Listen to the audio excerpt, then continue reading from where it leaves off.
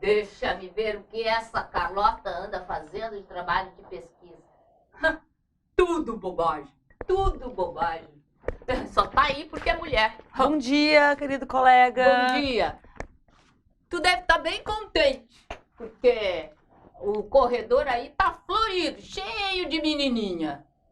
Ah, bom. Então eu vou perguntar para o nosso secretário me dar os dados brutos do número de pessoas que entraram para verificar se houve um aumento de mulheres, porque seria curioso. Historicamente, nós temos tido 10% de mulheres na física. Eu não tô falando da quantidade. Eu tô falando da qualidade. Ela não entende, é umas menininhas bonitinhas, não entende nada. Tu não tem medo, Matheus, de sofrer assim, algum processo de assédio sexual? Esse mundo tá muito chato. Só tem essas coisas de não pode falar de negro, não pode falar de gay, não pode falar de mulher. Agora tem esse negócio aí do eu também, me tu, tutu, irubu, que a gente não pode falar de nada. Por isso que o Trump ganha a eleição. Bom mesmo é o que aquela atrizinha francesa falou. Essa coisa de assédio é bobagem. O que tem é flerte. Vocês não entendem nada dessas coisas. Tá bom, Matheus, assim, vamos manter a ordem aqui, porque a gente é educador, tem que ser didático, né? Então tem que tentar manter o respeito. Mas eu gostaria de saber se tu não vê nenhuma vantagem em ter mais mulheres em carreiras científicas. Mas é claro que eu vejo. Vai para uma conferência, tem sessão de pôster, porque é onde mulher tem que apresentar mesmo dos pôster. Vai na sessão de pôster, tem aquele monte de menininha bonitinha. É agradável ver os pôster assim. Muito engraçado. Realmente incrível. Mas assim, tu não vê, por exemplo, tu tem alguma ideia de por que tem tão poucas mulheres, por exemplo, nesses congressos que tu tá falando, por que as mulheres estão só nos pôsteres e não são convidadas para ser as principais speakers da conferência? Eu vou te explicar. Ela que estuda gênero não sabe nada. É que ciência é difícil. E as mulheres não conseguem fazer uma coisa que exija tanto foco, dedicação. É muito engraçado. Nesse momento, o que a gente faz é dar uma risadinha amarela para não perder o amigo e não se estressar tanto. Mas, Matheus, vamos fazer o seguinte, vamos pensar um pouquinho assim. Já que tu acha que o perfil de mulher tem que ser um gênio, tu deve pensar que eu sou um fantasma, porque eu sou mulher, tô na ciência. Não, mas tu pensa diferente, tu pensa que nem homem, ora. Tem que explicar tudo para elas, bem fácil. Muito bem. Eu acho excelente esse teu assunto, porque daí a gente pode refletir juntos sobre qual seria o perfil de uma mulher cientista. Ela que estuda e eu que tenho que dar todas as respostas. Ouve bem, presta atenção que eu vou dizer bem devagar com palavras bem fáceis. Para uma mulher ser boa em ciência, ela tem que ser ativa, tem que ser cooperativa, tem que falar muito bem, tem que dar boas palestras, tem que aproveitar e saber educar os alunos e tem que ter ideias maravilhosas. Só isso. Muito bem.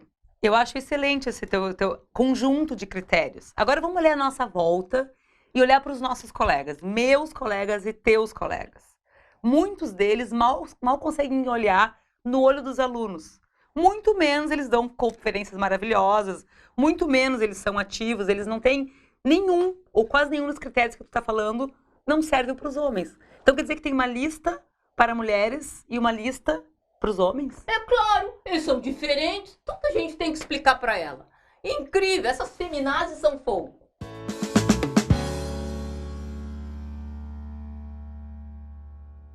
Então, essa conversa que o Matheus teve com a nossa heroína, Carlota, mostra um ponto bastante interessante, que é como a gente naturaliza muitas coisas daqueles pequenos beliscões dos preconceitos. Uma vez eu estava num evento, de mulheres super poderosas, todas ganhadoras de um prêmio chamado L'Oréal Unesco, e foi perguntado para essas mulheres, que característica tem que ter uma mulher na ciência?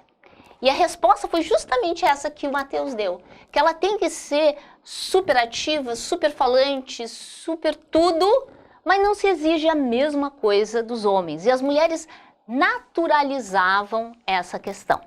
Então, uma maneira da gente interferir nesses beliscões, né, é conscientizar a população de que eles existem, identificar essas maneiras como a gente espera uma certa quantidade de coisas de homens e outras coisas de mulheres, através de ações, né, ações afirmativas e de projetos de ação afirmativa.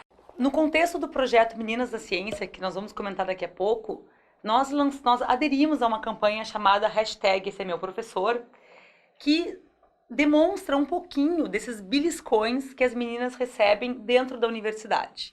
E esse projeto, essa campanha, consiste em pedir que as meninas da universidade, no caso na URGS, a gente fez essa campanha, nós disponibilizamos um formulário online no nosso site do Facebook e nós obtivemos 200 frases em 48 horas. E as frases são do tipo assim: mulher serve para uma coisa e para isso eu pago. Um professor numa sala de engenharia. Você me surpreendeu, achei que ia ter que diminuir o nível da aula para você conseguir acompanhar a turma. Um professor, 2016, na URGS. Essa aqui, além de ser misógina, ela também é racista. Homem branco pensa, o homem negro trabalha e a mulher cozinha para os dois. Então, se isso aqui não é um beliscão, bom, além de ser um crime, eu não sei o que é. Porque imaginem que as gurias entram na universidade e se deparam com os caras desse tipo. Aí faz tempo? Não. Aconteceu há pouco mais de um ano aqui na URGS. Então, a gente percebe que as mulheres que já entraram na engenharia, por exemplo, já passaram a barreira da mãe, a barreira da sociedade, elas chegam ali e elas acham que o ambiente não é para elas. Né? Mas a gente também pode se perguntar por que a gente está lutando para ter mais mulher na ciência, mais diversidade na ciência. E diversidade na ciência é importante por várias razões. Uma razão é a democracia. A gente tem o direito de estar onde a gente quiser estar. O lugar de mulher é o lugar onde ela quiser estar. Mas tem uma razão que eu considero bastante mais importante. É o fato de que hoje no mundo a gente tem problemas de energia, água, meio ambiente, e a gente precisa ter os melhores cérebros e o conjunto desses melhores cérebros para a gente conseguir resolver esses problemas. Em um estudo de uma consultoria chamada McKinsey, que olhou as 500 maiores empresas do mundo, mostrou que as empresas que ganhavam mais dinheiro, o quartil superior de que ganhavam mais dinheiro, elas tinham mais diversidade. Diversidade significa dinheiro. Então, hoje no mundo empresarial, as pessoas já sabem que precisam estimular a diversidade, precisamos ter mais homens, mais mulheres, mais negros, mais latinos, para conseguir ter uma melhor solução dos problemas. Bom, e aí tem, assim, essa razão é uma razão importante, né, que é a questão da eficiência do sistema, né, do lucro, no caso das empresas, mas se a gente transpuser para a ciência, a gente se dá conta de que a ciência, na essência, ela quer resolver problemas. Então, o que a gente precisa fazer é pensar nesses problemas de maneira diversa para ser mais eficiente. Mas também tem uma outra questão, que é uma questão da eficácia do sistema. Porque hoje no Brasil a gente educa as mulheres já são a maioria das formandas em universidades, a gente já é metade das formandas, e depois, puf, elas desaparecem, saem do mercado de trabalho. Então, a gente precisa trabalhar isso aí para aproveitar essa mão de obra que a gente está formando. E, curiosamente, o mercado também quer essas mulheres, porque ao descobrir que elas dão lucro para empresas, o mercado está buscando essas cientistas, essas engenheiras. O que está acontecendo? E o que acontece é muito curioso. Como as mulheres são sufocadas, dizendo, olha, não é para você, eu não quero uma engenheira na minha sala de aula, elas vão ouvindo que elas não são competentes, elas, ao invés de irem para o mercado, elas vão para a pós-graduação. Hoje em dia, o Brasil forma, entre os estudantes que se formam em engenharia, 30% são mulheres. Mas na pós-graduação, são 40%. E no mercado de trabalho, elas não chegam a 16%. Ou seja, as mulheres se formam e vão ou fazer outra coisa, ou vão ir para a pós-graduação. Quando as empresas já reconhecem que precisam de mais diversidade, precisam mais de mulheres. Então, a gente tem que formar essas mulheres para colocar no mercado de trabalho. Bom, mas Marta, a gente pode começar a falar um pouco sobre as soluções do problema. Que ações têm sido feitas hoje no Brasil e no mundo para reverter o problema? Tá. Então, uma coisa muito importante é reconhecer que tem um problema. Então, a primeira atividade que já há cerca de 20 anos eu venho trabalhando com o tema é fazer levantamentos de dados para mostrar onde estão as mulheres e que realmente elas são subrepresentadas e que o percentual de mulheres decai à medida que tu avanças na carreira. Olhar para as carreiras e ver onde é que estão esses obstáculos. Então, já tivemos alguns pequenos ganhos. Um desses pequenos ganhos é a licença maternidade do CNPq, que foi conseguida já em 2013, mas que agora é lei, gente. A licença maternidade para as bolsistas se tornou uma lei. E no mundo inteiro se tem feito ações no sentido de viabilizar que as mulheres fiquem na ciência. Em termos institucionais, a Universidade Federal do Rio Grande do Sul assinou, em outubro de 2017,